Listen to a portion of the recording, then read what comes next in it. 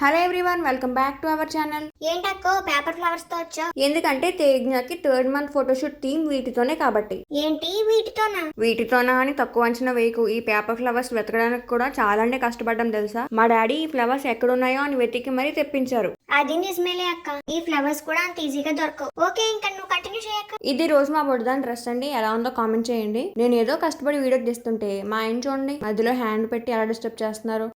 అట్లుంటుంది మరి. ఈ డెకా స్టార్ట్ చేసింది నేను. మరి ఎండింగ్ ఎవరిది? అది కూడా నాదే. అయితే మధ్యలో చేసిన హార్డ్ వర్క్ మొత్తం నీది కాదు. దాని గురించి ఎందుకులే, చెప్పకపోయినా మాకు తెలుసులే.